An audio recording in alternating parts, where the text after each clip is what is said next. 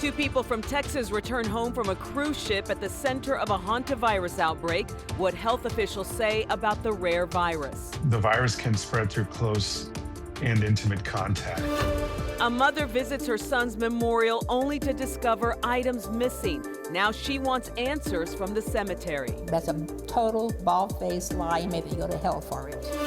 Grapevine's mayor hits a major milestone marking 50 years in office. I give the people what they wanted, more for less. A new agreement to let hundreds of summer camps open in just weeks. And go inside the $300 million park reconnecting Oak Cliff.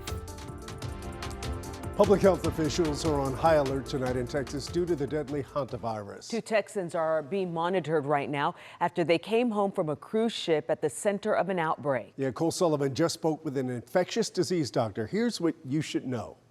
From rats in Argentina to a cruise ship in South Africa, the spread of the deadly Hantavirus now has doctors in Texas on alert. It is concerning. State health officials say two people on that cruise ship in the Atlantic have returned home to the Lone Star State.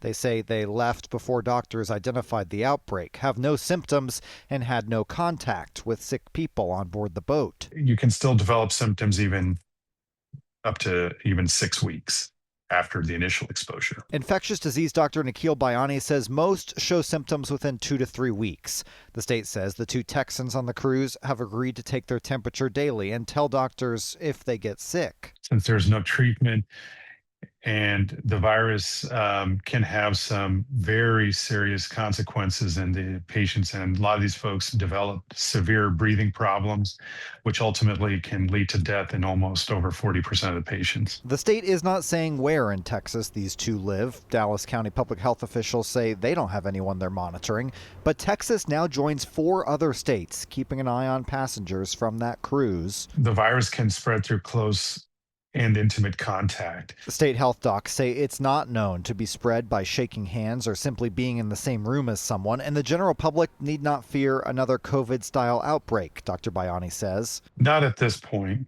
I don't think so. Just be aware, he says, the deadly virus with worldwide attention now has a Texas tie. Reporting in DFW, I'm Cole Sullivan. We want to give you a better look at the timeline of this outbreak. The cruise started in Argentina on April 1st, where the original patient likely contracted the virus on a bird watching tour before the cruise. His wife also got it and died after flying from St. Helena to South Africa. The ship docked in Cape Verde May 3rd and will ultimately end in the Canary Islands. In total, 3 people have died, a Dutch couple and a German national. There are now 6 confirmed cases and 6 suspected. Well, you heard Dr. Bayani. The symptoms can start off like a bad flu, but quickly escalate into a respiratory emergency. You may feel fever and chills early on, along with achy muscles or headache. Some patients get nauseous, experience stomach pain, vomiting, or diarrhea. As the infection gets worse, hantavirus damages the lungs and causes fluid to build up, leading to bad coughs, trouble breathing, low blood pressure, and an irregular heartbeat. Now to breaking news. Police say the teenager at the center of an Amber Alert may have last been seen near Allen. Police say Merlin Argueta is missing from Keithville, Louisiana. That's near Shreveport. And she was last believed to be near Allen, about 200 miles away. Allen police tell us they are actively investigating. Take a look at your screen. This is Merlin, 13 years old. She was reported missing earlier today and is believed to be with 18-year-old Daniel Osan Vasquez Mejia. They may be in a white Chevy Tahoe with a Texas license plate number VML6061. It has a skull sticker and a mojo sticker on the back window. If you know anything, please call 911. The Richardson PD just released new body cam video showing officers confront a man who stabbed several people in a bar. It ends with the suspect being shot and killed. The suspect called 911, telling the dispatcher he was going to the bar to kill someone he claimed had wronged him. Then reports started coming in of several people injured at the Good Vibes bar. When officers arrived, Stephen Quembe was holding a knife outside the bar, telling police to shoot him. We don't want to kill you. Quembe, stop! Put it down! Stop! Shots fired. Shots fired. Suspect down. Yeah, we froze that video at the moment. Officers opened fire. Paramedics rushed Kaweme to a hospital where he died. 4 people in the bar had stab wounds, and they're being treated in the ICU right now. The Richardson police officers who fired their weapons have been placed on administrative leave, which is standard procedure in police shootings. A North Texas mother wants answers after making a heartbreaking discovery at her son's memorial at a Dallas cemetery. Several of his possessions were missing from his mausoleum niche. As Jobin Puniker shows us, she's accusing the cemetery of never telling her what happened.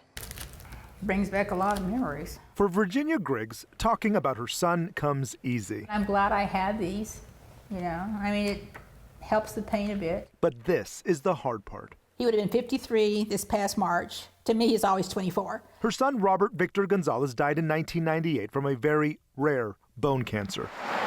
He is interred here at Sparkman Hillcrest in Dallas, where Virginia came to visit his niece in April. I couldn't breathe.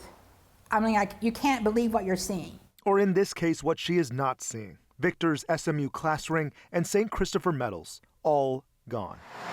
Sparkman Hillcrest confirms to WFAA a theft did happen in 2023, sent out this letter and made phone calls to the affected families. Bullshit.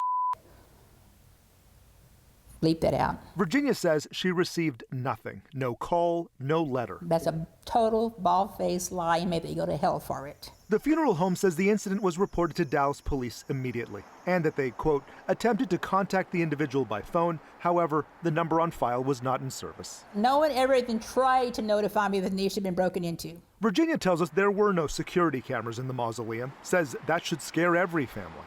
We tried to verify that with the funeral home and have not heard back. Virginia would like an apology. She'd also like DPD to add a picture of the ring to the incident report in hopes of its return. That ring was the last solid thing of his that I had.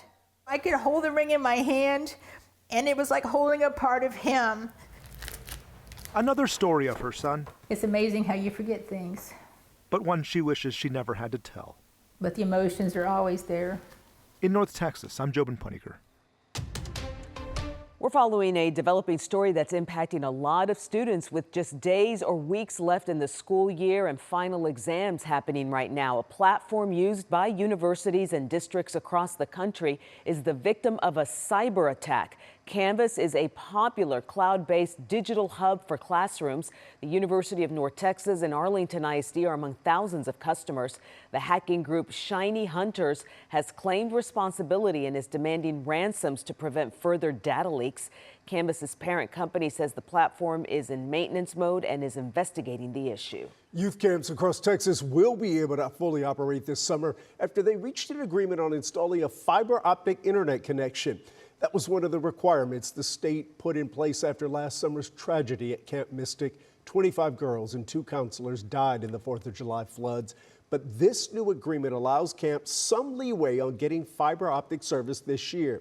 They won't have their license denied or revoked if they meet all other safety requirements and maintain a backup internet service to augment the primary one. Do you love your job enough to stay there 30 or 40 years? How about 50 years? Tonight, one of the longest serving mayors in the United States and the current longest serving mayor in Texas is about to celebrate a golden jubilee. Well, you better watch out. Grapevine is known as the Christmas capital of Texas. But long before the lights, the festivals, and the millions of visitors, there was the leadership and vision of one man. We're headed towards Main Street. For 50 years, through booms, busts, and a city transforming from a small town into a destination known around Texas, City Hall was over here. William D. Tate has been there. How do you wrap your head around this moment? 50 years. Well, it's been so quick, it's hard to put your arms around it. On May 17th, Tate officially marks half a century in office, making him the current longest-serving mayor in the state and one of the longest-serving mayors in the nation. I give the people what they wanted, more for less. We have more city services than almost any city our size, and our tax rate at 22 cents. 5 decades. Think about that. When Tate first took office, Dallas-Fort Worth International Airport had just begun commercial flights. and Gaylord Texan Resort and Convention Center was still just an idea.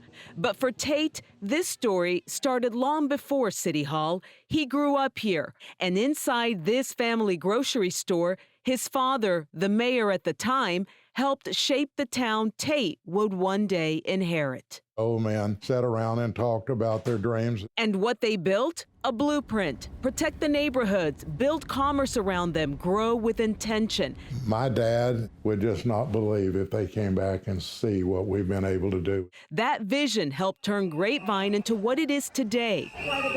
Then came Great Fest in 1986. A turning point, a hometown festival that put Grapevine on the map.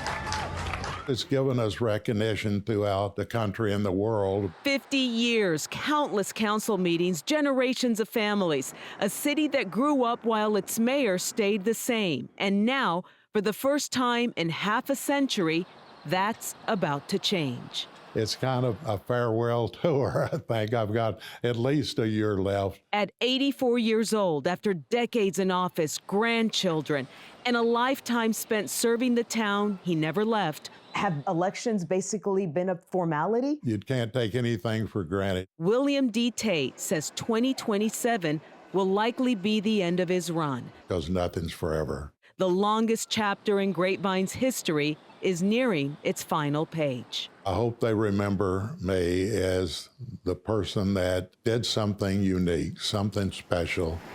And when he finally steps away, he'll leave behind half a century of history in the city he helped build. The Golden Jubilee celebrations kick off at the 42nd Annual Main Street Fest starting May 15th in Grapevine. And you can watch an extended version of my interview with Mayor Tate on demand on our streaming app, WFAA+.